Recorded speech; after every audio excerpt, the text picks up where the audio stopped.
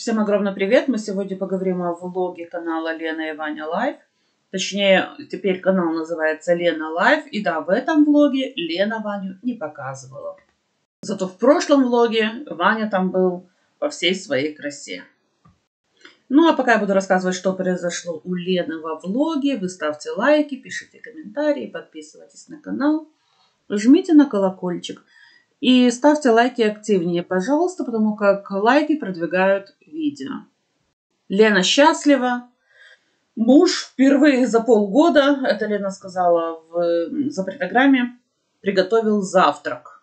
Представляете? А то Лена нам говорит, что готовит Андрей, но редко, да, и чаще он готовит, я, насколько поняла, обеды. А тут, смотри-ка, завтрак приготовил. Что случилось? То есть Лена хочет нам сказать, что действительно Андрей есть у нее в жизни. И он ночует тут же с Леной в этой самой квартире. И поэтому имеет возможность завтрак приготовить. Не обед и уж тем более не ужин. Завтрак. Видите, как Андрей есть в жизни Лены. Лена сама в это верит и хочет убедить в этом своих зрителей. Только непонятно зачем. Зрителям все равно, есть там Андрей, нет там Андрея. Но Лена, видите, у нее это больная тема. Всем хочется доказать, что она не одна, что у нее есть мужчина в жизни. И да, действительно, мы слышим голос Андрея, насколько я поняла, где-то там за кадром в какой-то момент. Но опять же, это, скорее всего, был тот момент, когда Андрей пришел в гости к Ване. Ну а Лена что? Лена воспользовалась моментом. Вот интересно, Андрей знает, что он есть в жизни Лены или нет? Очень интересный вопрос. С утра Лена хочет, естественно, глотнуть кофейку. То Лена сглатывает, то она глотает этот самый кофеек. Вот такой вот сленг у Лены непонятный. В ее годы пора уже научиться говорить все-таки правильно. Кстати говоря, на завтрак Андрей, по словам Лены, приготовил картошку по-деревенски с грибами. Так себе завтрак. Это прям такие вот полноценные обеды, или ужин, но никак не завтрак. Картошка по-деревенски, немного странный выбор блюда на завтрак. И говорит, Андрея нет уже, да, уже ушел. Куда ушел? Он и Ваня пошли в школу. То есть, я так понимаю, Андрей все еще отводит Ваню в школу. Но опять же, немного непонятно это, потому как Ваня уже даже не в начальной школе, он уже в 5 классе. И как-то вот отводить его в школу. Может, Андрей его еще и встречает из школы? Все может быть. Может быть, он отводит ребенка в школу и приводит из школы? Вполне возможно, но не более того. Как муж, он в жизни Лены вообще не присутствует. Его никогда не видно, кое-когда слышно, но опять же, повторюсь, только в те моменты, когда он приходит навестить Ваню или привезти его из школы домой, или забрать его из дому в школу. Так получается. Кстати говоря, о том, что Ваня и Андрей пошли в школу, это Лена нам сказала в запретограмме. На ютубе этого сказано не было. Посоветовали Лене вместо фольги накрывать все, что они там не доели, всякие салаты и прочее, что у них там поставалось, какие блюда, полиэтиленовыми шапочками, специальными шапочками для салатниц. И вот Лене эта идея очень понравилась, купила она целую упаковку этих самых шапочек и счастлива. Говорит, накрыл блюдо этой самой шапочкой и потом экологично выбросил. Лен, если речь об экологии, то для экологии очень хорошо, когда несколько раз используется один и тот же предмет из пластика или из полиэтилена, да? Когда перерабатывается, когда снижается потребление этих самых предметов из пластика или полиэтилена, но только не в случае Лены. Лена что? Говорит, один раз попользовался, один раз накрыл салатницу или что-либо еще, тарелку с какой-нибудь нарезкой этими самыми шапочками, я потом экологично выбросил. Не знаю, Лена. Наверное, все-таки не до конца понимаешь, что такое экология и экологичность, так сказать.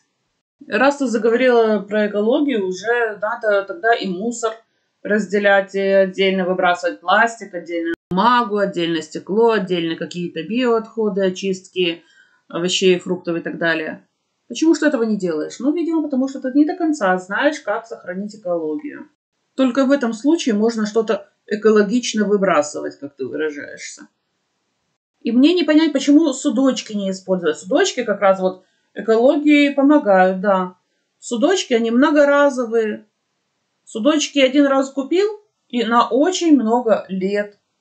Но нет, Лена предпочитает, во-первых, место не экономить в холодильнике, потому как тарелка намного места больше занимает, чем судочек. А во-вторых, раз уж Лена заговорила про экологию, то, конечно, да, для экологии это плохо. Вот эти самые все пакетики и шапочки для тарелочек. Времени нет у Лены на чтение книг, представляете? Вот в чем дело. Все-таки Лена смотрит обзоры и прекрасно слышала о том, что буквально в прошлом обзоре я говорила о том, что Лена не читает абсолютно. И вот причина, у нее времени нет. Ну да, наш крутится, как муравей в колесе, помним. Давно Лена хочет почитать, но не может даже часа на это дело найти в своем распорядке дня. Вообще не знаю. Вот так ее послушать, и можно понять, что действительно у нее и минутки свободной нет, и она работает на такой работе, которая вообще не предполагает чтение книг. Хотя, в принципе, мы все прекрасно знаем, что магазинчик, в котором Лена сейчас вот работает, он находится не в очень хорошем месте относительно покупательской какой-то проходимости, да. И Лена сама нам жаловалась, говорила о том, что рядом какие-то магазинчики открыли, и туда всех посетителей, всех покупателей, ну, те магазины переманили. Так вот, тем более, время есть. Ты сидишь за прилавком, читай.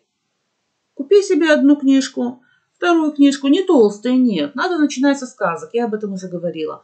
Нельзя сразу читать взрослые книги. Что-то. Пакет может не выдержать такой нагрузки, поэтому надо аккуратно. Маленькими шажочками надо, да. Начинаем со сказочек. Потом перейдем на детскую литературу. Ну и так, глядишь, когда-нибудь доберемся до каких-нибудь романов. Ну а пока Лена решила приготовить брокколи с овощами и моцареллой. И для того, чтобы купить все ингредиенты, ей надо пойти в магазин. Понятное дело, дома у нее ничего нет из того, что надо бы для этого блюда. И идет она в магазин и говорит, вот шуба у нее. И на этой шубе очень слабые крючки. Но, слава богу, у них рядом с домом есть дом быта. Ну или какое-то там швейное ателье, в котором работают, как Лена выразилась, 2 женщины за 60 лет. Думаю, о, женщины, не бабулечки, не бабульки, не бабули. Помнится мне, в Турции Лена и Оксана лихо называли женщин бабулями. А этим женщинам было, ну, около 50, наверное, лет, ну, максимум, там, 55, возможно. Они уже были бабулями. А тут ты посмотри, все-таки женщины за 60. Вот так. Наконец-то Лена стала понимать, что она что не то говорит. Вы знаете, просто при таком же раскладе можно и Лену назвать бабулей. Лена, ну что, и тем более Оксана, они недалеко ушли по возрасту от тех вот женщин в Турции. Но те женщины почему-то были бабулями, а Лена и Оксана девочки. Вот такие вот двойные стандарты. Но тут хотя бы она назвала женщин женщинами, а не бабулями, бабульками или еще кем-нибудь. Уже хорошо, прогресс. Неужели Лена стала что-то понимать? Будем надеяться. И вот Лена пришла прямо в ателье, в этой самой своей шубе, и прямо вот на месте эти вот женщины укрепили эти самые крючочки, и, в общем, да, теперь шуба застегивается надежно. И Лена говорит, вот я к ним пришла, и говорит, шубу не могу оставить, а в чем переодеваться? В чем переодеваться? Думаю, интересная постановка вопроса. Может быть, Лена имела в виду, что ей не во что переодеться, но нет, Лена говорит, в чем переодеваться? Говорит, на работу-то я пошла внезапно. Думаю, это как? Как может человек, работающий, тем более такой, который вот с утра до ночи на той работе, нет времени даже на то, чтобы книжку взять в руки почитать, на работу пошел внезапно. Это как? Очень интересно. Ну и, конечно, после рабочего дня Лена зашла в магазин, купила моцареллу и говорит, вот моцарелла, срок годности у нее истекает 24 числа. И тоже спрашивает, а какой сегодня день недели? А какая тебе разница, какой сегодня день недели, Лена? Тебе бы узнать, какое сегодня число. Ведь там срок годности до определенного числа, а не до определенного дня недели. Ой, Лена. Увидела Лена красную рыбу. Говорит, ну белую брать не буду, понятное дело, лучше красную. Красная это она повкуснее, хоть и подороже. За полкилограмма отдала 642 рубля. Говорит, и вот киндер-сюрпризы, пожалуйста, 519 рублей. Потратили бы вы, ну, как родители, наверное, имеют в виду, для своего ребенка деньги на киндер-сюрприз. Ну, что там, пустое яйцо, по сути, да? совсем немного шоколада, ну, игрушка, ну, подумаешь, мол, да. А тут вот полкилограмма рыбы 642 рубля. Что бы вы, мол, выбрали как родители? Или ребенка порадовать, или полкило рыбы купить. Ну, полкило рыбы это 2 кусочка, как оказалось. Опять же, этого не было в Ютубе, это было в запретограмме. Ну, думаю, да, действительно, конечно, рыбу лучше купить, ребенка накормить лучше рыбой. Понятное дело, родитель не будет думать про себя, правда? Будет думать о том, как лучше накормить ребенка. Да, понятное дело, что рыба, она вкуснее и полезнее, но ребенку, конечно, хочется сладкого. Поэтому и то, и другое желательно купить. А Лена пошла еще дальше. Лена купила бутылку вина за 800 рублей. Почему? Потому как оно было по акции. Вообще около 1000 оно стоит, или 1000 с лишним. А здесь 800 рублей Лена решила приобрести. Думаю, нормально так. Значит, киндер-сюрприз за 519 ты не купила бы. А вот вино за 800 ты купила бы. То есть снова все себе любимый. Ну, понятное дело, что Ваня уже большой, поэтому он вряд ли захочет киндер-сюрприз. С одной стороны. С другой стороны, бывает такое, что и взрослые собирают всякие эти фигурки, да, из киндер-сюрприза, целые коллекции. Поэтому тут с какой стороны посмотреть. Но на что хочу обратить внимание? На то, что в принципе Лена разграничивает. Это детское, ребенку, мол, не надо, перебьется. А себе я возьму рыбку, себе я возьму вино. А ребенок перетопчется. Ну да, главное, чтобы было Лене хорошо. Пришла Лена домой, стоит она перед зеркалом в этой шубе с этими пакетами из магазина и говорит, я сама себе напоминаю снеговика с сумками наперевес. Вот вы знаете, я ни разу не видела снеговика с сумками наперевес. С метлой в руках видела, с ведром на голове видела, с морковкой вместо носа видела, с угольками вместо глаз и рта видела. Но, извините, с сумками наперевес ни разу не видела такого снеговика. Интересно, где Лена видела подобных снеговиков? Запекает, наконец-то, Лена брокколи с рыбой и помидорами. И достает она бокалы. Говорит, вот, бокалы, Велерой Бог или Бош. Говорит, непонятно, что на конце бокалов. Ну вот, интересно мне, что на конце бокалов. Все-таки Лена, там последний звук Х, Бог. Вот, ну и говорит, вот, мол, она всегда красная. И, видимо, ей вопросы задают в комментариях, почему Лена вечно красная такая. Говорит, потому как она приходит с работы, всегда работает духовка, да, или она что-то начинает сразу печь.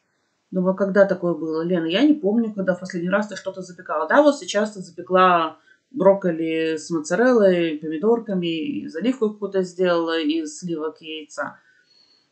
Ну, а так, по большому счету, я достаточно давно видела, чтобы ты что-то запекала. Но видите, как Лена объясняет свою красоту лица тем, что вечно работает духовка у нее на кухне, и вот это является причиной ее красного лица. Ну, а мне кажется, что причина ее красного лица все-таки в том, что она не отказывает себе в таких вот простых удовольствиях. Например, налить в бокал вина, да, и попить его. Я так понимаю, что она будет одна пить эту бутылку вина, потому как Андрея, повторюсь я, нет в жизни Лены. Ну, из-за того, что Лена позволяет себе вот так вот расслабиться под бокал вина, я так думаю, что как раз это и способствует покраснению лица. А как думаете вы, напишите, пожалуйста, в комментариях. На этом я буду заканчивать свой обзор. Всем огромное спасибо, кто досмотрел до конца. Всем пока.